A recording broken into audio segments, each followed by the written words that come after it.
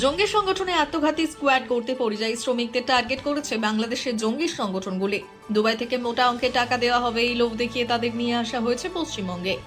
এরপর মঙ্গজ ধোলাই করে তাদের জঙ্গি সংগঠনের সদস্য করা হয়েছে।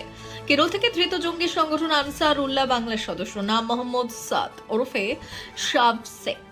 ধৃত মোহাম্মদ সাদকে জেরা করে এই তথ্য জানতে পেরেছে গোয়েন্দারা।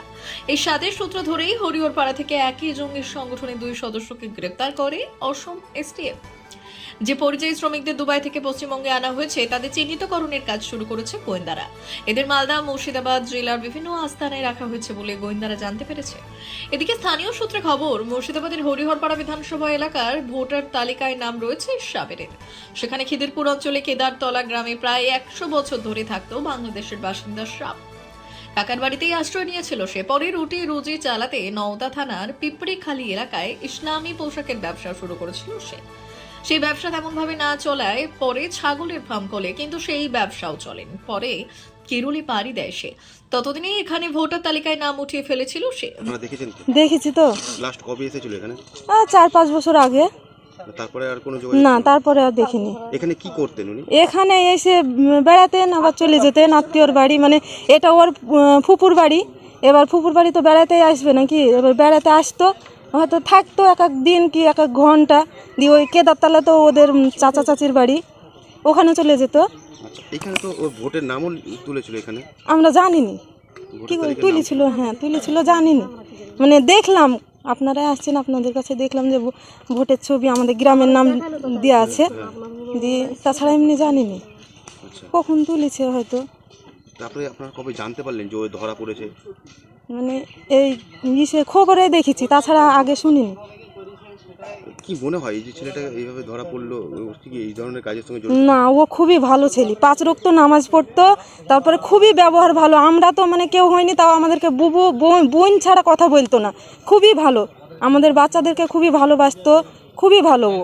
মানে ও বলছিল, মানে ওর আব্বাদের সঙ্গে এসেছিল, ওর দাদি মারা গেছিলো তখন, দিয়ে ও বলছে আমি এখানে, হ্যাঁ মানে ভিসা করে এসেছিলো। তারপরে ও বলছে যে আমাদের এখানে যে মাটিটা পাবো কেদারতলায়, ওখানে আমি বাড়ি করি, এখানে থেকে যাব, আমি আর যাবো না বাংলাদেশে। তাই বলি ও ছিল, বিদেশ খাচ্ছে।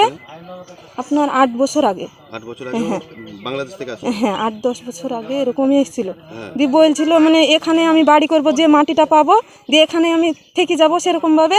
মানে ও বিদেশে যেত, দিয়ে কাজ করে টাকা মানে ইনকাম করে এসে মানে আমি ঘর করব, দিয়ে এখানে বিয়ে করব, করে এখানে থাকবো, সেই ভেবেই ও ছিল। কিন্তু এরকম হবে তা ভাবেনি, তার জন্যে মানে ও আধার কার্ড করেছে, ভোটের ছবি করেছে, বলছেন আমরা জানিনি। তার জন্যই তো করেছে, এখানে থাকবো বলি, এখানকার বাসিন্দা হবো বলি। তো এই যে হঠাৎ করে ওকে ধরা হলো, জঙ্গি বলা হচ্ছে, হ্যাঁ, ওগুলা ভুল ওগুলা। ও ওরকম ছেলেই না, ও খুবই ভালো ছেলে। তাহলে আপনারা কি চাইছেন? ওকে শাস্তি না হয় সেটাই চাই আমরা। তদন্ত হোক। হ্যাঁ, তদন্ত হোক। ও খুবই ভালো ছেলে। কি নাম? পাড়ায় মানে আপনারা জিজ্ঞেস করবেন, সবাই বলবে ও খুবই ভালো ছেলে ছিল। কি নাম আপনার? রুমা বিবি। আপনার কি আপনি আত্মীয় হয় নাকি এলাকা? না, এমনি পাশাপাশি বাড়ি, দেখুন এই বাড়িটা আমাদের। আচ্ছা, মানে আমাদেরকে ব্যবহার খুবই ভালো করেছে আমাদের সঙ্গে। যদিও কাপড়ের দোকান বা ছাগলের ফার্ম খোলার বিষয়টি অস্বীকার করেছে পিসির পরিবারের লোকজন। তাদের দাবি ছাগলের ফার্ম খুলেছিল পিস্তুত এক ভাই, পরে সে ফার্ম উঠে গিয়েছে, এখন সেখানে সর্ষে চাষ করা হয়। এমনকি সাদ শেখের পিসির বাড়ির লোকজনের দাবি সেই ধর্মভীরু মানুষ ছিল, 5 ওয়াক্ত নামাজ পাঠ করতেন, গ্রামের মানুষদের হাদিস থেকে জ্ঞান দিতেন।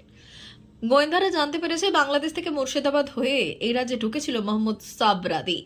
সেই সময় তার সঙ্গে একাধিকবার দেখা করেছিল মিনারুল এবং আব্বাস। সে ভারতে ঢোকার পর মুর্শিদাবাদের ফারাক্কা, জলঙ্গি এবং আলিপুরদুয়ারের ফালাকাটায় একাধিক বৈঠক করেছে জঙ্গিদের স্লিপার সেল। সম্প্রতি কেরল থেকে জঙ্গি সন্দেহে সাব গ্রেপ্তারের পরে সহযোগী হিসেবে হরিহরপাড়া থেকে আরও 2 জনকে গ্রেপ্তার করে অসম এসটিএফ। ধৃতদের জেরা করে একের পর এক বিস্ফোরক তথ্য জানতে পাচ্ছে গোয়েন্দারা। আর সেখান থেকেই তথ্য উঠে এসেছে জঙ্গি সদস্য তৈরি করতে দুবাইয়ের পরিযায়ী শ্রমিকদের টার্গেট করেছিল ধৃতরা। এই পরিযায়ী শ্রমিকদের অধিকাংশের বাড়ি পশ্চিমবঙ্গের মালদা ও মুর্শিদাবাদ জেলায়। না, মানে ওর পিসির বাড়িতে আসতো তো মাঝে মধ্যে? আসতো, এর আগে আসতো 8 বছর 7 বছর আগে আসতো, 1 ঘন্টা দাঁড়াতো, চলে যেত বাড়ি, নিজের বাড়ি মানে কেদারতলা চলে যেত। কোথায়? কেদারতলা, হরিহরপাড়াতে? হ্যাঁ। এইখানে এখানে কি অন্য কোনো কাজ করতো? না, কোনো কাজ করতো না। পুকুর বাড়ি কি কাজ করবে, এখানটায় বেড়াতে আসতো। পিসির সঙ্গে দেখা করতে হ্যাঁ দেখা করতো, আধ ঘন্টা 1 ঘন্টা বসতো কি দাঁড়াতো, চলে যেত দেখা করি। শেষ কতদিন আগে এসছে? শেষ বলতে গেলে তাও 5-6 বছর আগে এসছি। তারপরে আর কোনো না কোনো যোগাযোগ না, ওইখান থেকে বাইরে যাও, ওখান থেকে সব এখানে আসে না এখন। আমাদের 5 বছর থেকে তো যোগাযোগই না ওদের সঙ্গে, কারোর সঙ্গে। আসা যাওয়া না আমার শাশুড়িরও না আমাদেরও না এখন কারোর সঙ্গে যোগাযোগ। আচ্ছা, ও এইখানে কবে এসেছিল? কবে বলতে তাও 6-7 বছর 6 বছর আগে হয়। আচ্ছা, হুম। এমনি আসতো দেখা করতে হ্যাঁ চল যেত, কুটুম আত্মীয় হয় ধরুন দেখা করতে চলে যেত বাড়ি। মানে ওই যে এইভাবে গ্রেপ্তার হয়েছে আপনারা তো শুনতে পেয়েছেন, শুনতে পাবে তাই তো, আপনারা আসছেন আপনাদের মুখ থেকে শুনছি। আপনারা কি মনে করেন যে এইরকম সঙ্গে কাজের সঙ্গে জড়িত থাকতে পারে উনি? আমরা সেটা কি করে বলবো, অত বলতে পারছি না, সেটা বলতে পারছি না আমরা যে কোন কাজে জড়িত আছে না আছে, সেটা তো বলা যাচ্ছে না। আত্মীয় হয় এসছে ধরুন বেরিয়েছে চলে গেছে, ও কি করে বলবো ও কিসের ভিতরে কি তা। আচ্ছা, মানে এই যে গোয়েন্দা যেটা বলছে, গোয়েন্দা সূত্রে যেটা বলা হচ্ছে যে উনি বাংলাদেশে যেতেন, ওখান থেকে প্রশিক্ষণ নিত, এখানে জঙ্গি কার্যকলাপ করতো। না ওসব জানি না, ওসব বলতে পারবো না ওসব ব্যাপারে। আপনাদের কি কখনো মনে হয়েছিল এরকম? না না আমাদের বাড়িতে এসছে বলছি না, আধ ঘন্টা দাঁড়িয়েছে চলে গেছে, ওসব জানি না খবর। আর ছেলে হিসেবে কেমন কেমন ছিল? ছেলে কেমন ছিল? ও সেটাও বলতে পারবো না, ও কি করে বলবো, আমাদের আত্মীয় হয় বসেছে খেয়েছে বেরিয়েছে চলে গেছে, সেটাও বলতে পারবো না এখন। আর এমনি কাজ কি করতেন উনি এখানে? না এখানটা কোনো বিজনেস না কোনো মানে ওনার পাড়াতে বলো যেখানেই বলুন, এমনি কি বিজনেস কি করতেন? এখানে কোনো কাজ মাজ করে না, ওইখান থেকে বাইরে মারে গেছে, বাইরে কাজ করে। কেরলে? হ্যাঁ কেরালায় বেঙ্গলে যেখানটা পায় ধরেন। মানে কি কাজ করতো ওখানে গিয়ে? মিস্ত্রি কাজ। রাজমিস্ত্রি? হুম। আচ্ছা, মানে 5 বছর থেকে আপনাদের সঙ্গে না কোনো লেনা দেনা নাই, যোগাযোগই নাই। আপনারা যখন জানতে পারলেন যে ও ধরা পড়েছে? আপনাদের মুখ থেকে জেনেছি। আচ্ছা হ্যাঁ আপনারা আসছেন ধরেন, আপনাদের মুখ থেকে জানছি। আচ্ছা, মানে আপনি কি চাইছেন? এই যে তদন্ত হচ্ছে ওর নামে এইভাবে বলা হচ্ছে, আমরা কি চাইবো, আপনারা যেটা ভালো সেটা করবেন, আমরা কিছু চাই না। মনে হয় যে ও এরকম কার্যকলাপের সঙ্গে জড়িত থাকতে পারে?